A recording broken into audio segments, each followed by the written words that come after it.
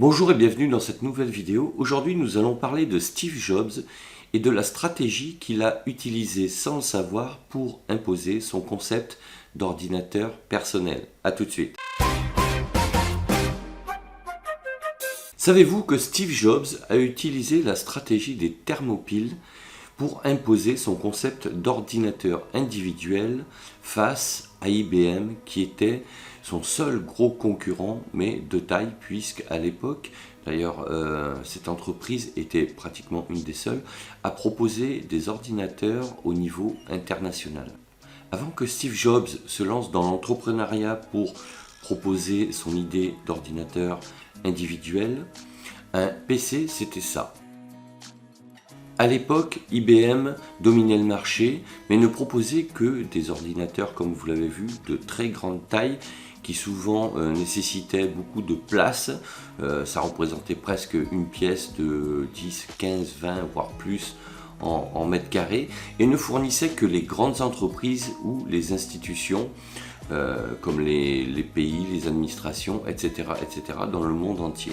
Quand Steve Jobs a eu l'idée de créer son ordinateur individuel, son idée a été révolutionnaire. Et sans le savoir, il allait utiliser la stratégie des thermopiles. Quelle est cette stratégie? Elle consiste à emprunter un passage étroit dans lequel votre concurrent, qui est beaucoup plus gros que vous, ne pourra pas s'engouffrer. Et s'il y parvient, il aura beaucoup de difficultés à y progresser justement à cause de sa taille. Mais d'où vient cette stratégie? L'origine de cette stratégie nous vient des Spartiates qui à l'époque avaient pour objectif de bloquer l'armée perse qui voulait envahir leur cité. Alors que l'armée perse comptait plus de 10 000 hommes, les Spartiates qui étaient en fête religieuse ne pouvaient pas partir en guerre. Ils décidèrent donc de dépêcher leurs 300 meilleurs soldats pour bloquer le plus longtemps possible cette armée perse, le temps que les fêtes religieuses soient finies, pour ensuite préparer leur défense. Face à ce défi, Léonidas, le roi spartiate, décida d'attendre l'armée perse devant l'entrée du passage des Thermopyles, qui était un corridor étroit dans lequel les Perses étaient obligés de passer s'ils voulaient arriver sur la cité de Sparte. Mais en bloquant ce passage avec seulement 300 soldats, l'avantage du nombre de l'armée perse n'avait plus lieu d'être. C'est-à-dire qu'à partir de là, les Spartiates ont pu pendant plusieurs jours, par vagues successives, certes, et en perdant des hommes, certes, mais ils ont pu comme ça bloquer l'armée perse qui ne pouvait pas envoyer frontalement toute son armée, puisque le passage étant étroit, ils ne pouvaient envoyer que des colonnes assez limitées de soldats. Ils ont pu les contenir ainsi le temps que l'armée totale spartiate puisse s'organiser pour défendre et empêcher l'invasion de l'armée perse. Et c'est donc en reprenant ce principe que Steve Jobs a utilisé cette même tactique. C'est-à-dire qu'en s'adressant aux consommateurs individuels pour créer son ordinateur personnel, il a emprunté une voie qui était difficilement empruntable par le mastodonte qui était l'entreprise IBM. En ciblant ce marché, il a pu empêcher ce concurrent immense d'emprunter la même voie par manque d'agilité avec des process très lourds et qui avait une clientèle au niveau international qui était bien installée et surtout un service de recherche et développement qui n'était pas orienté sur ce type de produit.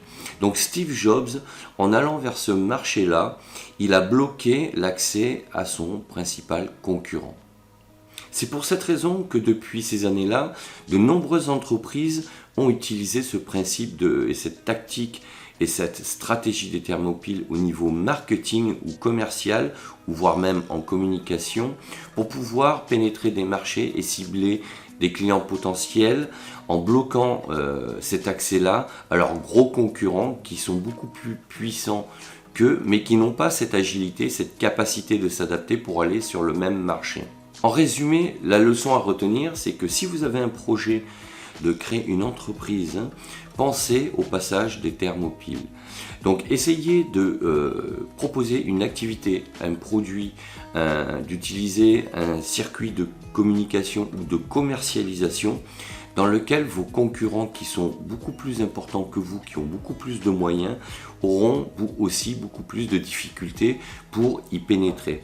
À partir de là, vous aurez, alors ça va peut-être pas durer 10 ans, mais vous aurez quelques années devant vous pour vous installer, faire ce que vous avez à faire, trouver vos clients et vous développer pour ensuite conquérir d'autres marchés. Donc c'est ça le principe de la stratégie des thermopiles,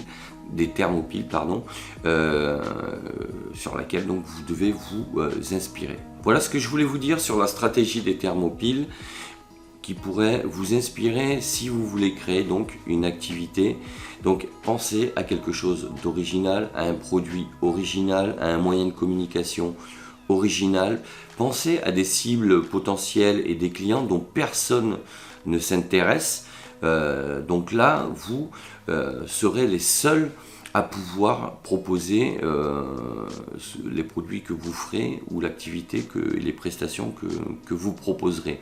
Donc l'idée, c'est plus vous serez original, plus vous serez agile, plus vous serez rapide, plus vous serez résilient, et plus ça sera difficile pour vos concurrents qui sont déjà installés depuis de nombreuses années sur des gros marchés de pouvoir s'adapter à ce que l'on appelle des niches sur lesquelles vous serez innovateur, puisque vous aurez déjà mis en place cette stratégie-là. Et le temps que vos concurrents s'en aperçoivent, ils arriveront certainement au bout de quelques années à vous copier, à mettre en place les structures équivalentes à la vôtre. Mais tout ça, ça prend du temps, ça demande des moyens et surtout au niveau culturel, ça implique un changement d'état d'esprit. Et c'est ce qui est le plus compliqué dans les grosses entreprises, c'est l'adaptation par le changement d'état d'esprit et de mentalité. Donc voilà, si vous voulez vous installer en tant qu'entrepreneur, donc avec une petite structure, n'hésitez pas à réfléchir sur ce type de stratégie et comment vous allez la mettre en place, car ça sera la clé de votre réussite. J'espère que vous avez aimé cette vidéo. N'hésitez pas à mettre un pouce bleu, à laisser un commentaire pour me dire ce que vous en pensez, à partager la vidéo.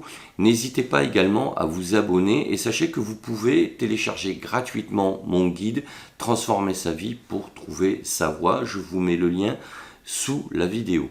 Il ne me reste plus qu'à vous dire à bientôt et d'ici là, portez-vous bien. Ciao, ciao.